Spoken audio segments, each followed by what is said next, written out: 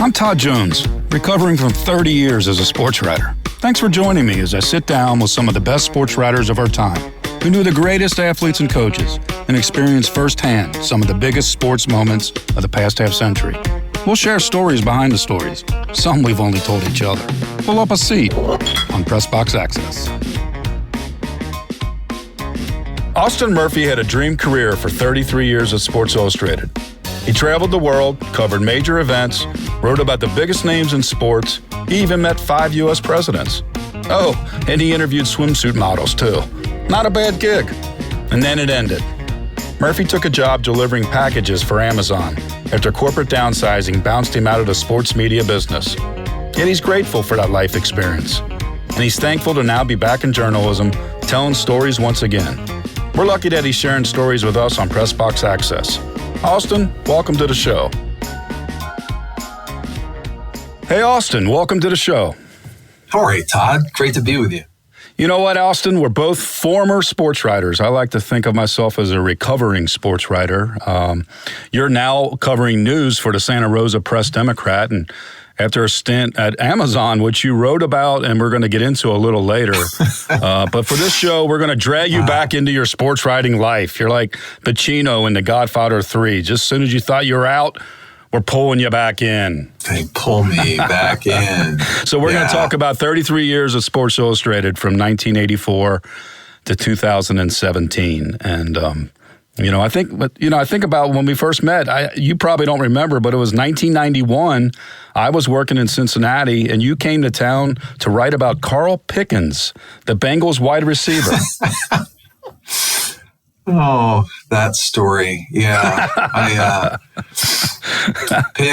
I had written about him when he was at Tennessee with Phil Fulmer, and he was not a happy camper there.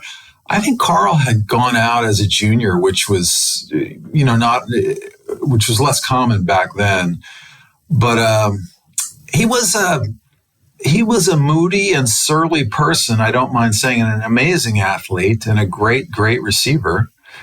But I wasn't bashful about capturing his kind of.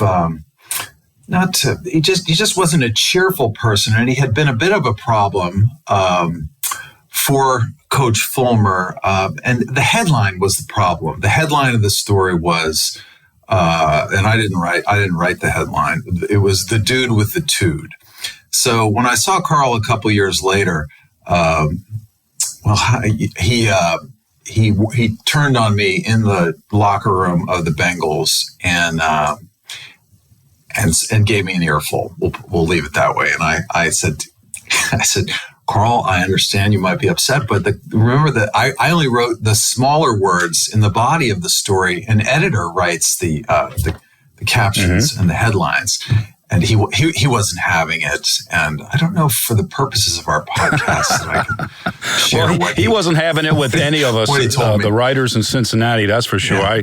I do remember Carl.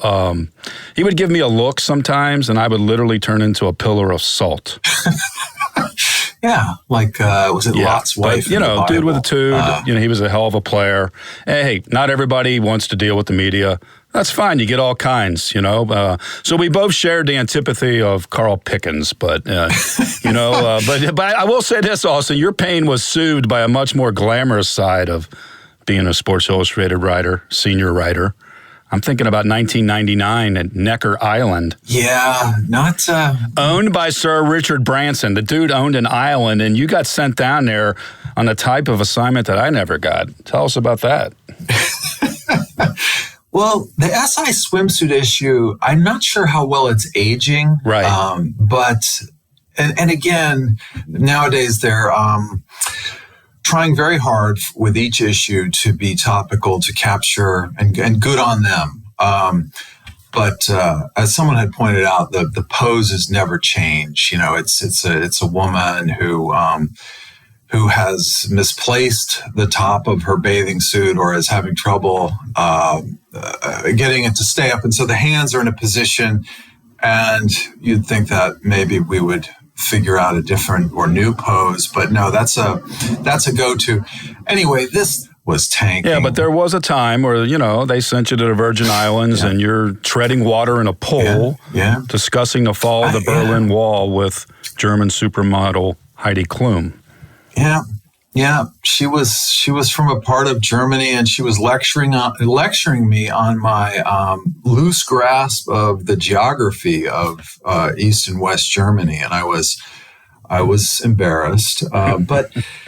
Yeah, I took the job seriously. Right. This was the first body painting issue. They got into it in a big way, and I think they're still doing body painting. But my job was to talk to the artist Joanne Gare, an eccentric but very talented New Zealander, about how you paint humans, how you avoid the paint from the humidity, from running or dripping, and how you capture puckering and verisimilitude.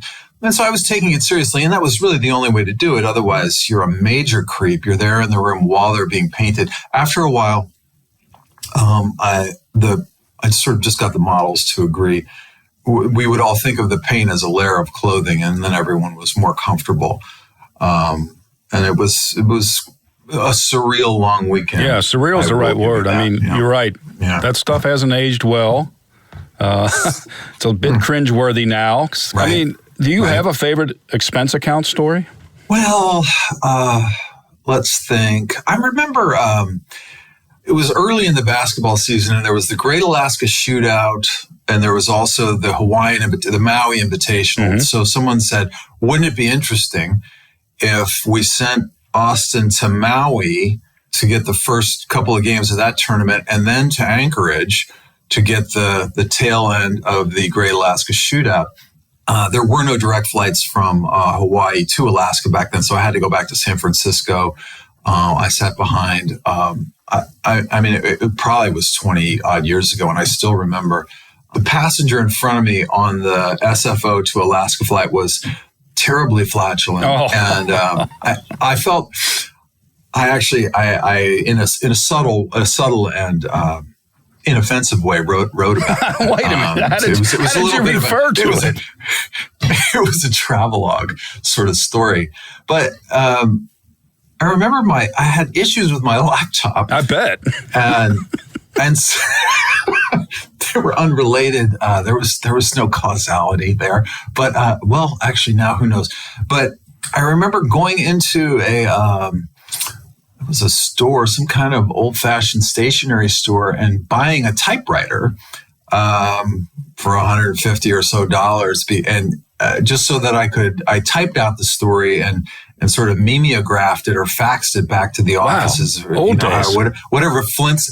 Yeah, and it wasn't even a thought that I was going to do that. Another time, and there were trips to Europe, and I mean, for the World League, can you imagine? Right. Didn't you end up like in a beer hall with Gino Toretto or something?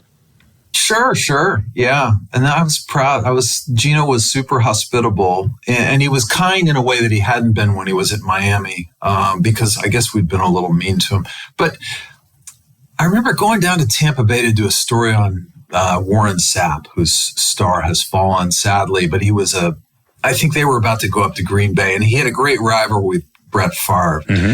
But Warren was tended to go rogue. He would say anything. So Reggie Stanley, the PR guy, was very worried. I said, we're doing this feature, and he said, okay, you're going to sit in this conference room. And you're not leaving.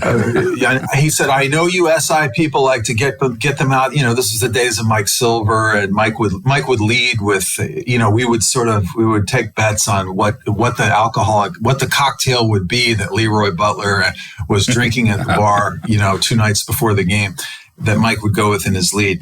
But, Warren and I sat in this sort of hermetically sealed room, and Reggie was outside, and we started talking, and after a while, Warren said, what are you doing after practice? So he said, well, just meet me in the parking lot. We ended up driving from Tampa to Orlando. We ended up he got us tickets to a Magic game. So there were some good scenes there, as Warren was, he had, this was during the season, right, mind you. We ended up in a gentleman's club. I don't know that I wrote about that, but I was quite a ways from home. Not in Kansas anymore. No, I was a long way from my own rent-a-car and a hotel room, and just had to cab back. And I remember the taxi. It was that cab was also in the neighborhood of $150, and I submitted that, no problem. Oh yeah, $150 cab ride. Sure. Yeah, the guy had to break it up into two. He had to make 2 charges on the Amex. But yeah, I mean, expense account abuse. Yeah, it was. And we wonder why the business has crashed. Right.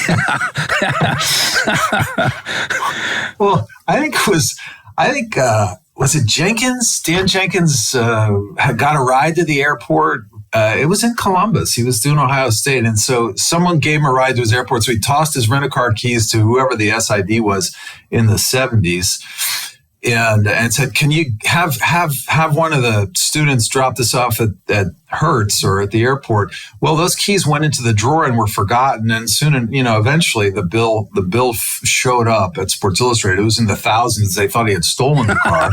And you just paid it, It's another salad, right? I do remember a guy, I was in Cleveland once doing the playoffs, and they had, it looked like Sodom and Gomorrah at this party, and there was just food and drinks, and this is ridiculous. And this writer, I didn't know, he had a drink in each hand, and he looked at me and he said, the only thing this place needs is a bowl full of receipts. Yeah. See, that was quite a grift. Sorry. Yeah. I mean, I heard that it was. Yeah. Well, we heard. So, hey, all joking aside, you wrote a little bit of everything in 33 years and wrote it as well as anybody. And you did thousands of articles. I think you did something like 140 cover stories. You wrote 6 books. You interviewed presidents. Yeah. Bono, Brad Pitt, you did all these major events. When you really think about it and you look back on it, it was a different life. What comes to mind? When I got the call, when the Turk came around and said, Coach wants to talk to you, bring your playbook. Mm-hmm. That was 2017. And I had been surviving rounds of layoffs for over a decade by that point. And so I actually, for the previous couple of years, I sort of had not a resignation, but the knowledge that I was not going to make it. It was going to be close, but I was not going to make it to retirement age at Time Incorporated.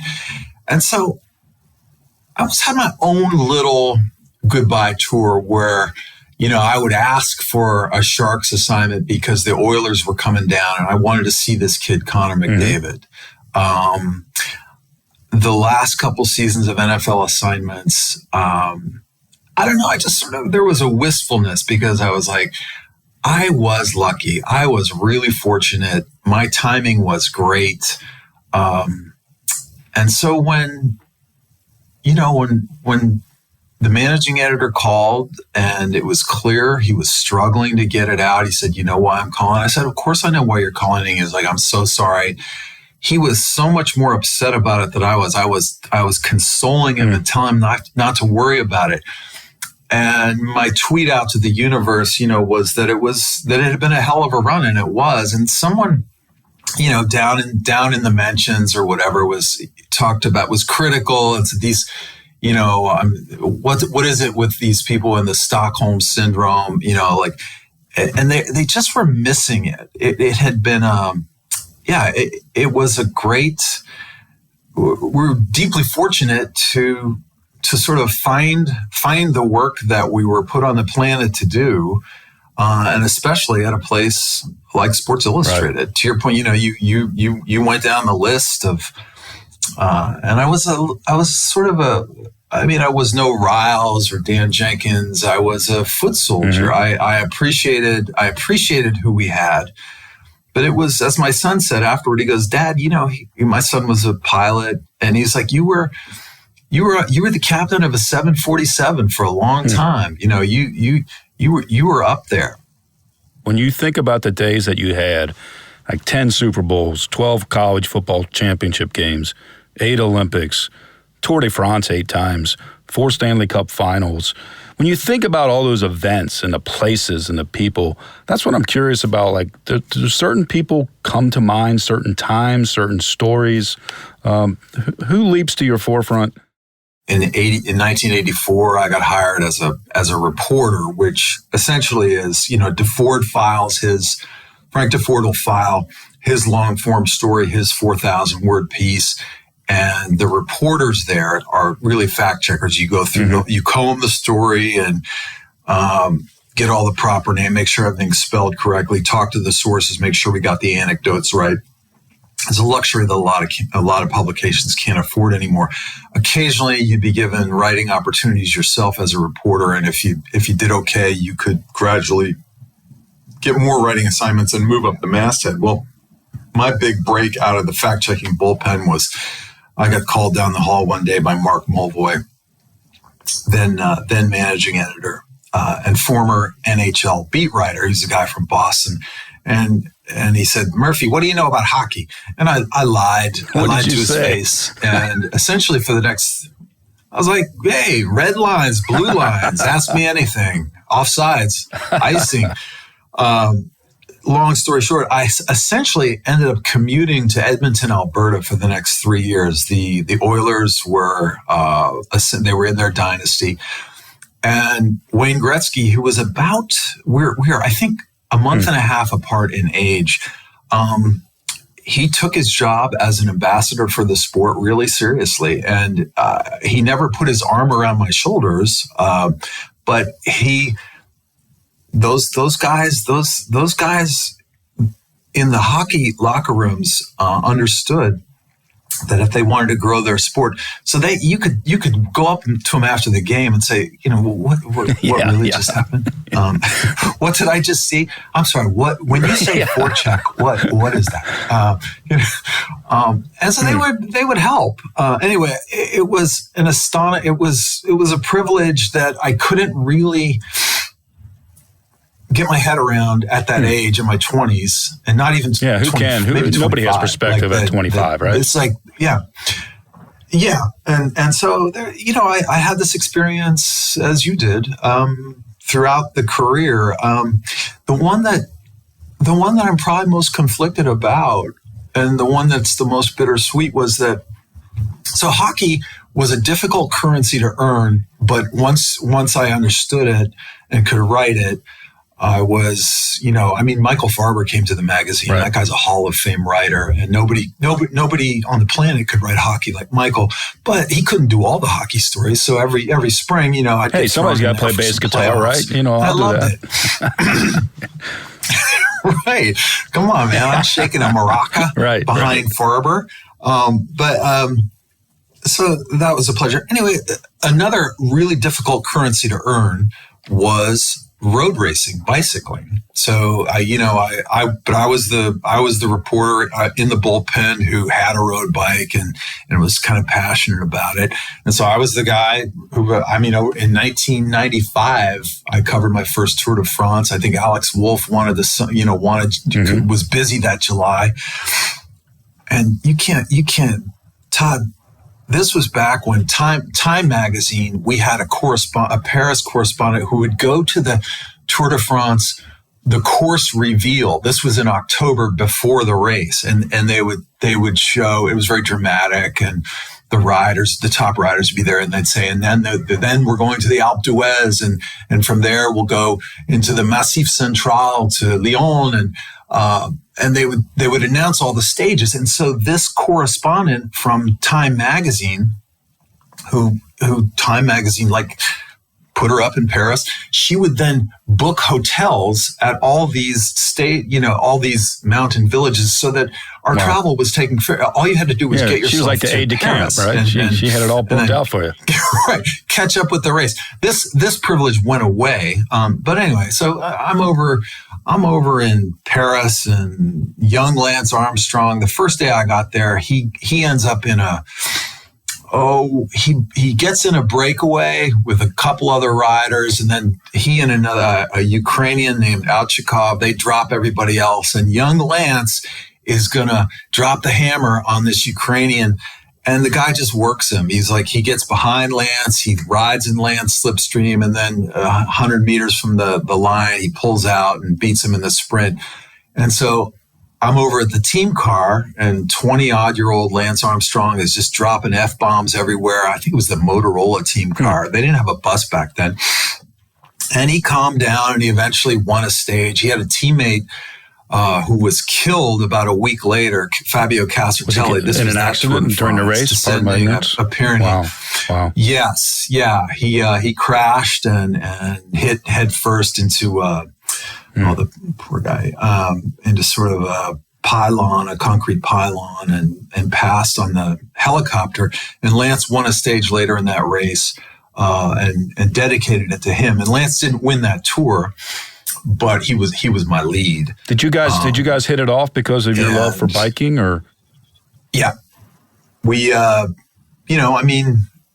was highly interested in any attention that Sports Illustrated was paying to him. He lived in Austin. My name was Austin. It was just, there was a lot of serendipity. He was an easy guy to get along with. I hadn't seen his more cutthroat side. Then he got sick and came back, and started winning tours. And so I was Kelly Anderson covered some tours, and then I was our guy as he sort of finished his career. They'd send me over to France. Yeah, you had a front row seat for his whole reign. Right. And I was sort of proud of I was kind of a translator of this odd European sport to our mainstream U.S. audience. The race would still be going on. So on Saturday night, he'd win the time trial. The race would be in the bag. The next day's stage would be a ceremonial promenade through Paris. They do the Champs-Élysées, but nobody pulls ahead on that Sunday. So Lance would, he'd have me up in the hotel room. Sometimes Riley was there because Riley was doing a column. Of course he was there.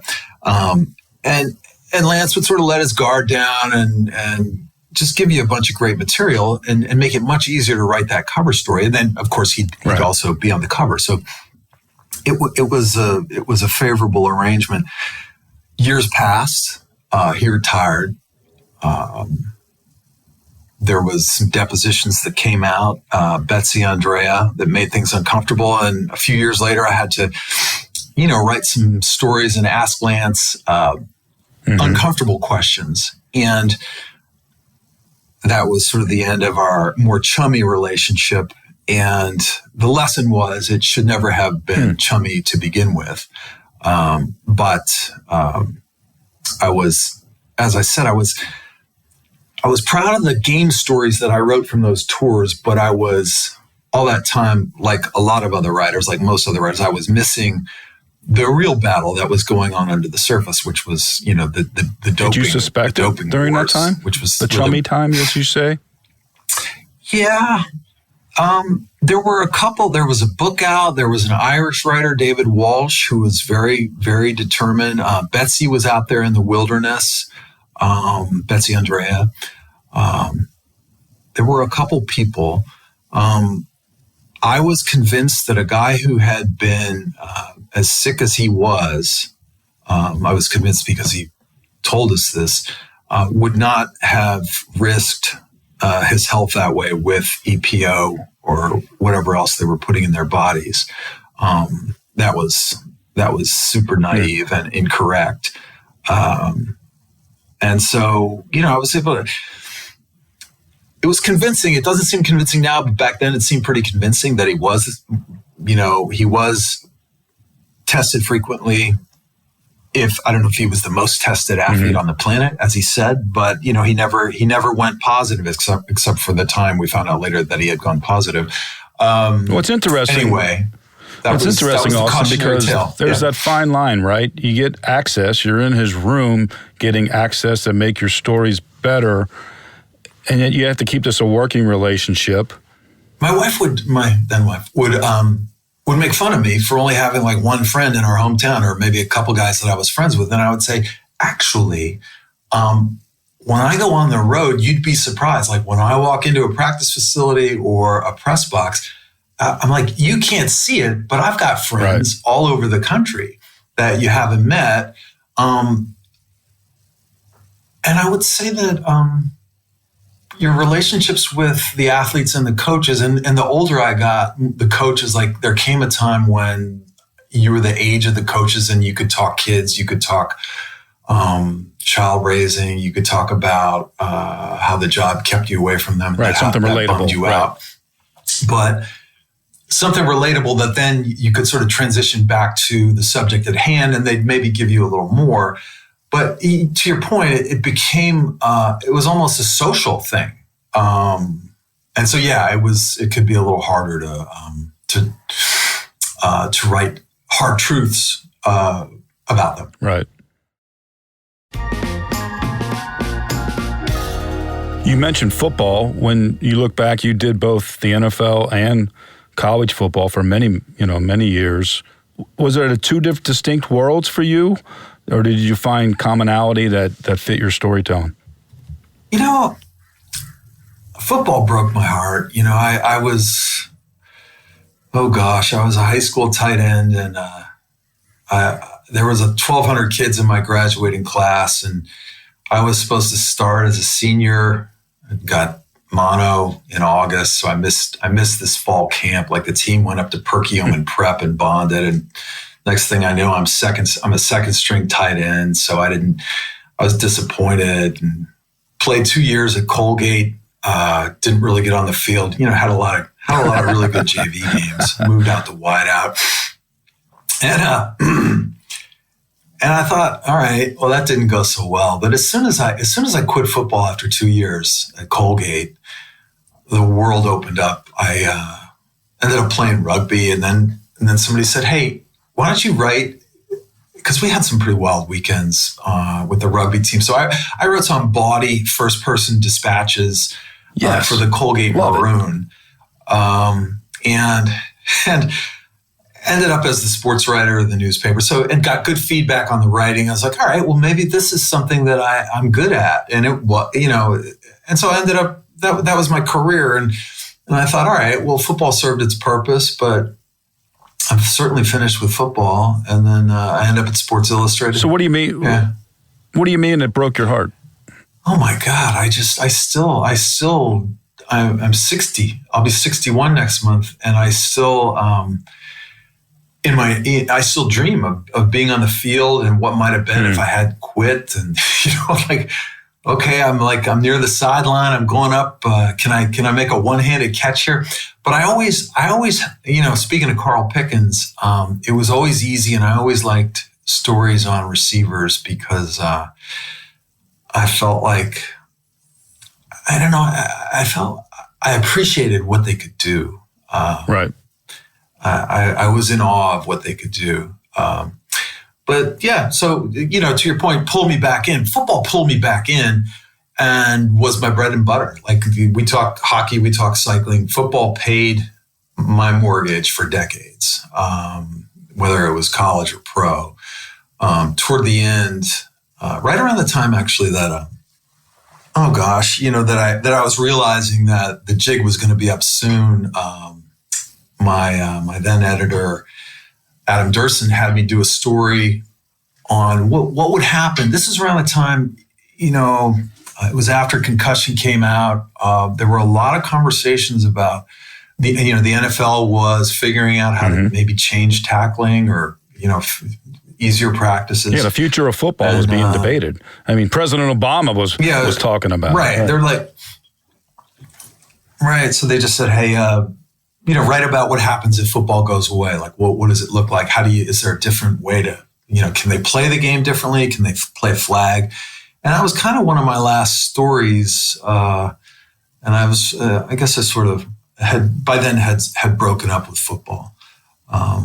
I liked covering the NFL because even though I wrote a book, Saturday Rules, which sort of great read, extolled, thank you, the, why the college game is so much more colorful and lively, and this vast array of offenses and traditions, and the pageantry, everything. Right. That's what makes college football so special. Still make that argument, but when I was our lead college football writer, on the NFL, I was either backing up Silver or then I was backing up Greg Bishop. Like Bishop those guys would get, or Tellender, they would write the Super Bowl game story. But I was free to sort of roam around the edges and find stories that weren't told as often. So I would, I was like, who are these guys running down under punts and getting mugged? So I did a whole story on gunners, they call them gunners, and mm-hmm. the guys who were trying to mug them. I wrote about them too. Or backup quarterbacks. I did a whole story on what it's like to go through your career. Just so that you don't carry a clipboard really. I think it was a notebook or a Microsoft notebook by the end. So I got to, in punters, what's going on in the kicking game with the mm-hmm. Aussie kick, the death of the coffin corner. I got to think that the players, the punters, the gunners, the backup quarterbacks, they had to be glad to talk. They never get any attention. Right. There would be this sort of like, wait a minute, the double take. Like, you're asking me? You're requesting time with me? Anyway, it was ground that hadn't been tilled as exhaustively as the rest. So that was sort of where I ended up finishing up. And then, my last story for the magazine was I went out to Hawaii and wrote about a high school football team. And in the end, I sort of was drawn to stories that just hadn't been so exhaustively covered already. What did you like about the NFL in general? You said you liked writing about the NFL. Besides finding those offbeat topics, was there something about the league, the game, the passion people have for it? What was it about the NFL that made it so special for you to be a writer? Well, for one thing, it meant that we were at this was like all our focus groups. This was the sport that people care about. The stakes were so incredibly high. Like the health of the what they would do, the sleep they wouldn't get, the crappy, like the 16, 17, this whole arms race, like how long could you stay up? How much film could you watch? Like the stakes were so incredibly high for all of them. The NFL coaches, are legendary for just burning the candlelight. I think about Joe Gibbs and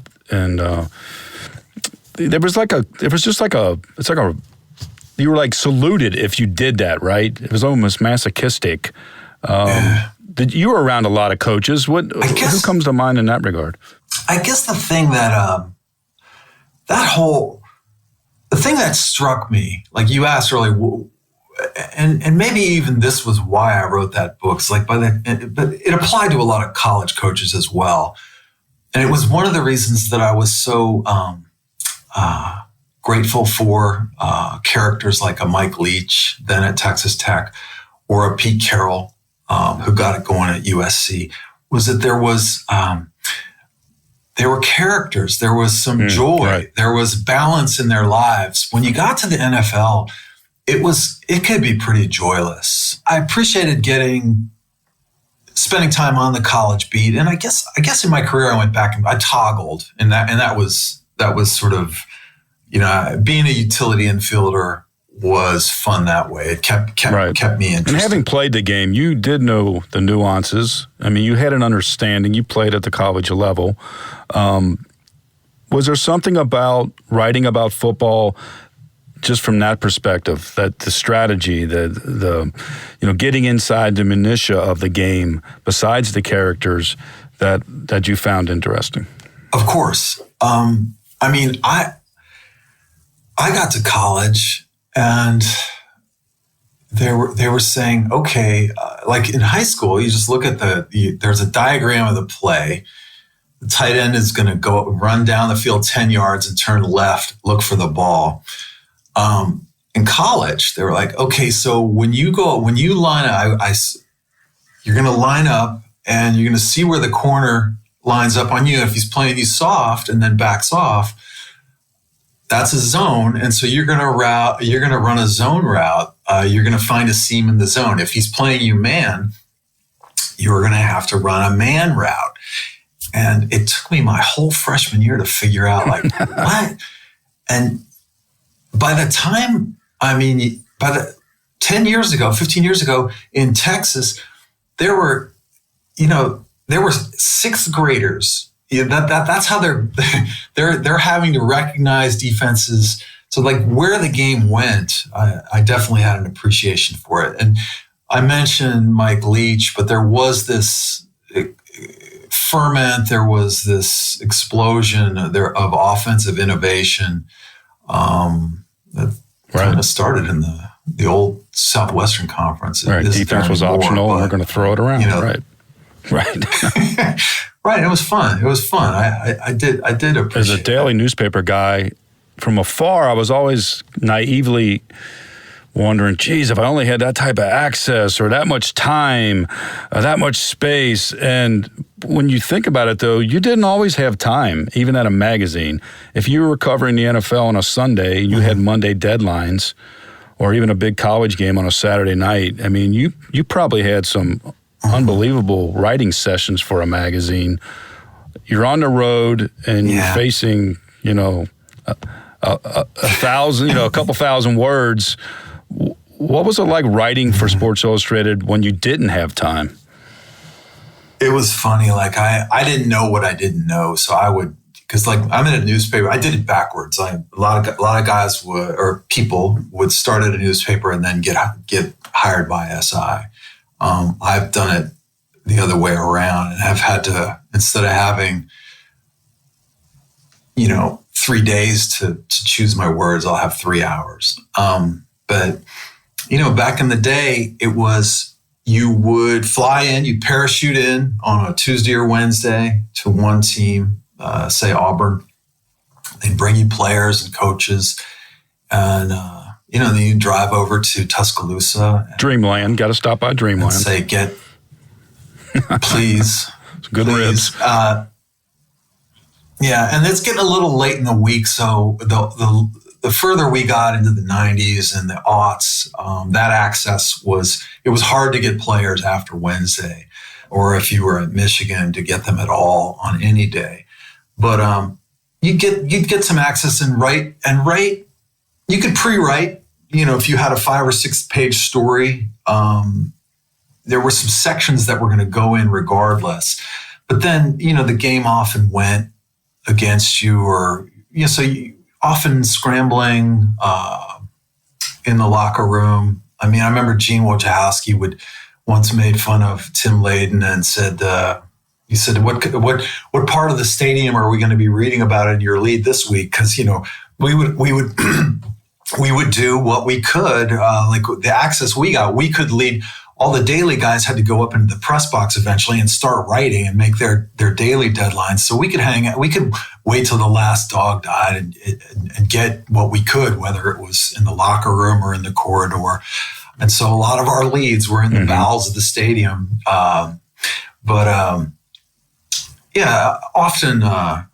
Often it was a scramble, and you would have to turn in something SI quality, by 9 o'clock in the following morning, and it led to you'd be making that pot of coffee in the hotel at 3 a.m. and thinking, all right, I'm 2/3 of the way there, or Christ, I'm only halfway there. I am not going to make this flight. The cursor is blinking at you. Yeah, it's like, oh shit, man, I am such a fraud. How am I gonna? But it always got done. It always, those stories ended up on the cover. I would say, Todd, the biggest challenges were for national championships. The BCS title games were often on a Monday or Tuesday, and so our presses, SI went to press Monday night, and there were a couple of plants across the country. So they would hold them open for these games that were on a Monday or a Tuesday.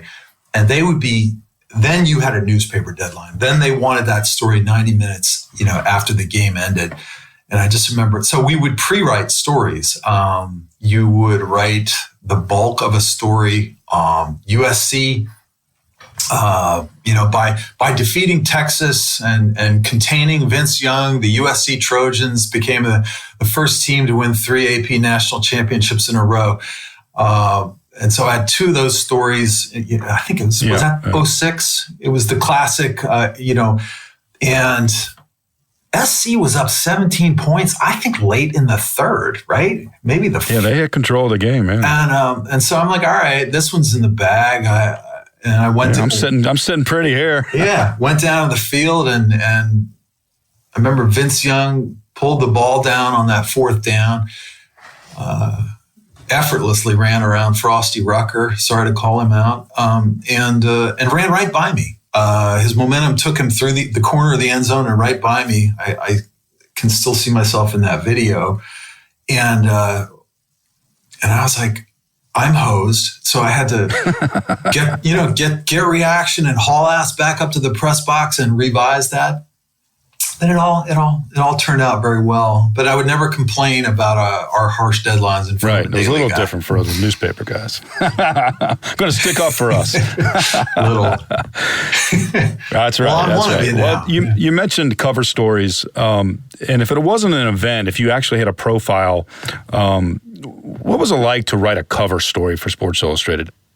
The one that's leaping to mind now, and often, if it was going to be a cover and they knew about it well ahead of time, like my covers were almost always big game stories, whether it was the Big Ten championship or a conference, AFC or NFC conference championship.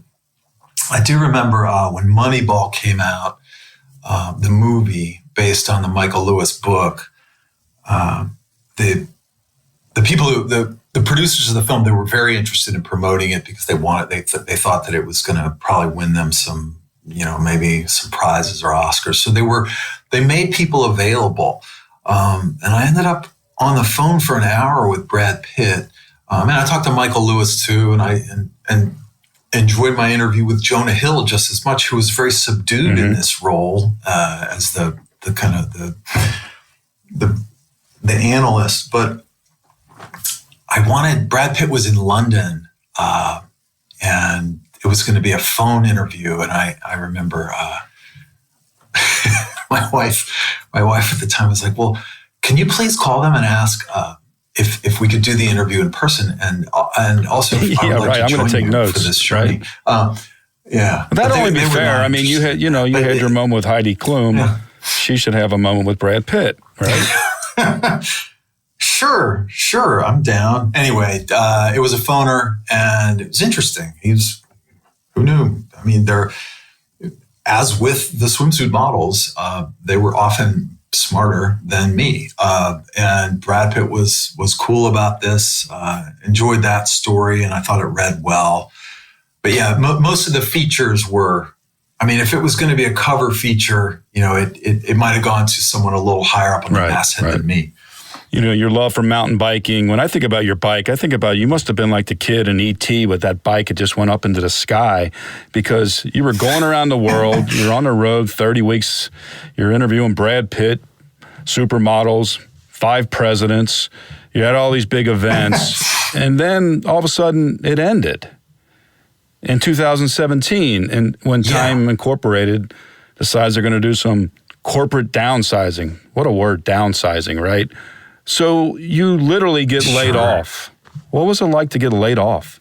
It wasn't, I think the way I described it was like, it was getting hit in a bar fight in the face. It did not hurt as much as I thought it would, at least while you're getting hit, it hurts later.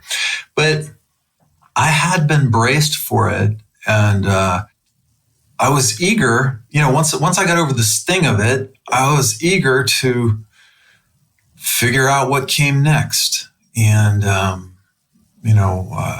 I leaned I leaned on the word reinvention. I was going to reinvent myself. I took a couple of big swings. I'd been over to Hawaii a couple times and been really struck by the quality of the high school football over there. And it was almost. I'm interested in different football cultures, like whether it's under the umbrella of this one sport, you can have so many different football cultures. I had done a book on a Division III team in Collegeville, Minnesota, St. John's of Minnesota, and Coach Gallardi. And I was quite taken with a program on the North Shore of Oahu, the Kahuku Raiders.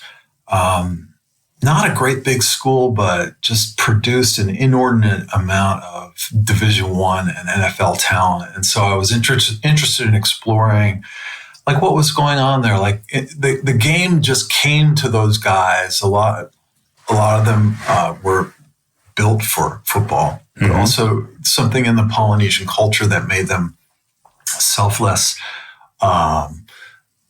uncomplaining, good teammates. As you see around the league. And so I tried to get a book deal, and then later a limited series started. I had some good talks. Kind of like a Friday Night Lights kind of a thing. Friday Night Lights Oahu, with more hair and vowels, as I put it. But it was a problem getting TV cameras in schools, especially a public school, and so that fizzled. I did write my last long story for SI was on Kahuku. But you were trying to reinvent yourself. You're trying to figure out what's next after 3 decades of living this crazy lifestyle, right? I ended up in Washington, D.C. I was trying to get traction as a political speechwriter. I had always been passionate about politics. So I tried to get that experience and wrote, I think, one speech that I got paid for, but eventually just ended up as a freelance writer, like so many of us are.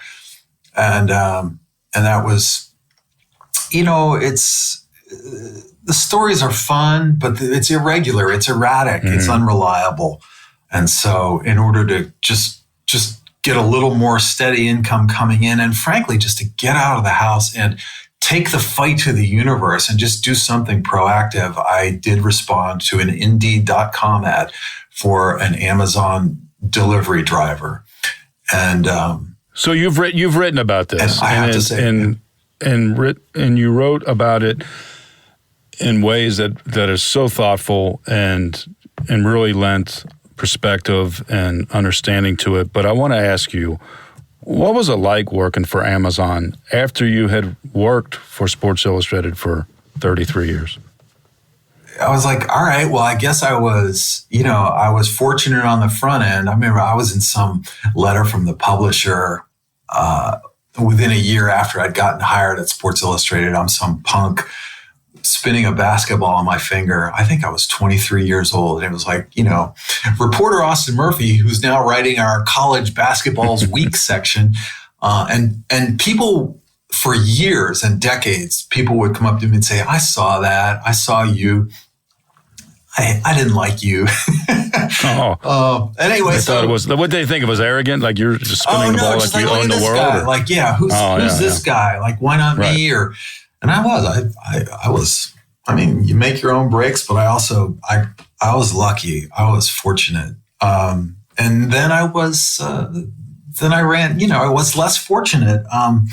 And so I think mostly I'd be out there driving and, I went to the warehouse was in Richmond where we, had to go and get our vans. Then you go, you get your route, you fill your van up. And a lot of it was around Berkeley. So I'd be driving past, the stadium where I'd covered, most recently where I'd covered Jared Goff, which was one of my last cover stories, when he was drafted. And it just didn't really help, like to to go on to time travel in my mind. And frankly, the job was too difficult. Like for you to get 300 parcels off the van, man, you were scrambling because it's hard to find addresses. And honestly, Todd, like as soon as like the first introductory orientation for the drivers, we're all sitting around the break room and it's me and I don't know, I was certainly the only, I think I was 58 at the time and everybody else was in their 20s or 30s. And I just found myself immediately taking notes. I'm like, I know I'm going to be writing about this. So we do what we do. We're writers. We tell stories. So part of me was like, oh man, I've come down in the world. But the other part was like, this is going to read pretty well. Like, I think this is going to be a fun story to write. But there are also things that you liked about it too, right? Things that they taught you about yourself? Dude, yeah, people were like, wow, that's rough, Murph. Like, did you hear about Austin?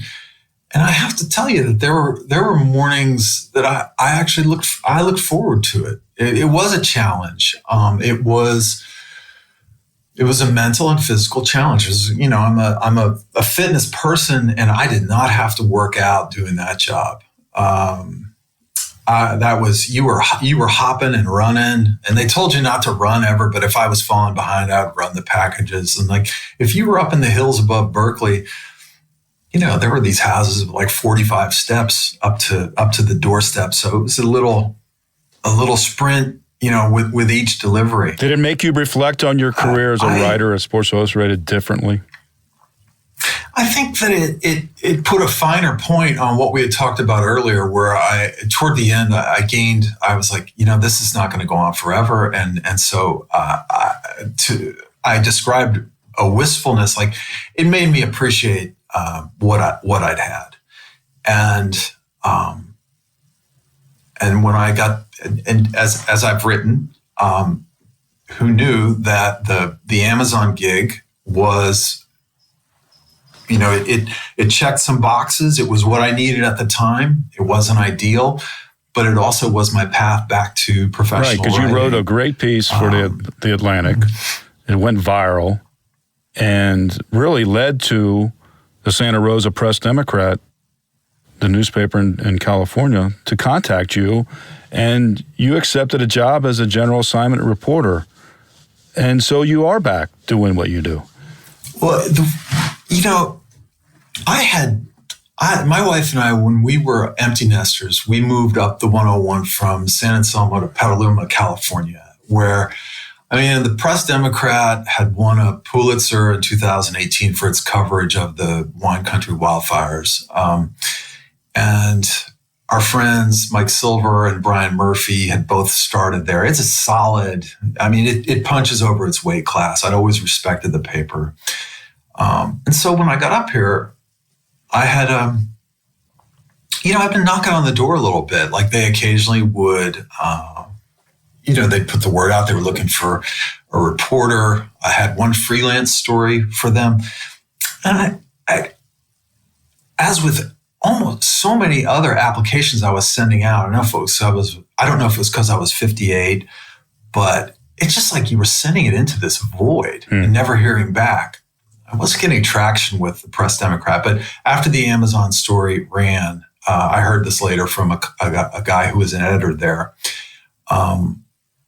One editor went to the managing editor and said, this guy has been trying to join our staff, and he can really write. Well, let's interview him. But the managing editor at the time, justifiably, he wondered like what I would do for them. Like, can someone with a background as a weekly magazine writer, make daily deadlines? Could I turn stories around quickly enough? Right. And frankly, would I be up for the adjustment? Would I be okay playing smaller rooms, as it were? And of course I was. And frankly, I was completely defibrillated by a new challenge. To your point, it's, I'm a general assignment reporter. I'm covering everything except sports. And it's really I mean, I had a difficult day a couple days ago. I had to reach out to the relatives of a young woman who was killed in a car crash on the 101.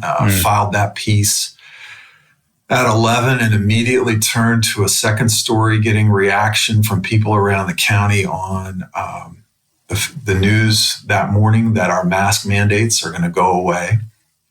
And so I had two stories that day. And at 6:30, cracked a beer and I was like, damn, that was a long day, but it's super fulfilling. Your email address is at the bottom of each story. Your account, it's a community. It's a small, Sonoma County is geographically large, but it feels very small. It's meaningful work, right? That's what it is. Yeah, I got no complaints. I'm really happy here. I'm challenged, and yeah, I guess as I put it earlier, I finally have reinvented myself. Too fucking long enough. Yeah, excuse me. Well, you know what? You're telling stories, right?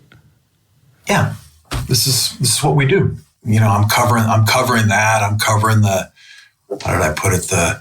The kid at Cal Poly, local boy who got together with some engineers and designed a prosthetic for a burn victim. As I put it, is he any less of a hero than Tom Brady? I'm writing about a different gallery of heroes. Right. They're getting fewer eyeballs, but it means a lot to someone. Well, that's great because that's fulfilling in itself. And I know the readers in your county are blessed to have you telling stories, because you've got a lot of them. And we were blessed to have you share a lot of them with us here on Press Box Access. It's been a real joy recounting some of your days at Sports Illustrated. And it's been a real pleasure to know you over the years, Austin. Thanks for joining us as a guest. Thank you for having me, Todd, and right back at you, buddy. Thanks for listening to Press Box Access. You can find us here with a new episode every other Wednesday. If you enjoyed this episode, please be sure to subscribe and follow us on Apple Podcasts or on your favorite podcast app. We'd love for you to review us. 5 stars would be nice. Follow us on social media. Drop us an email at pressboxaccess@gmail.com. And be sure to spread the word. Everyone is welcome here. This has been a production of Evergreen Podcast. A special thank you to executive producers Michael D'Aloia and Gerardo Orlando, producer Bill Huffman, and our audio engineer Nathan Corson. I'm your host, Todd Jones. It's closing time. Rock on.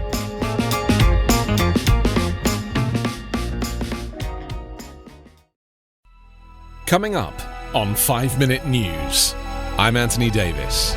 You might think it's partisan because maybe it's critical of one side or the other, but it's not. It's just the truth. And I think that's also something that's kind of unusual for Americans listening to the radio or to podcasts, because the news landscape in the States has been so partisan for so many decades. So 5 Minute News is verified, truthful, independent, unbiased, and essential world news daily.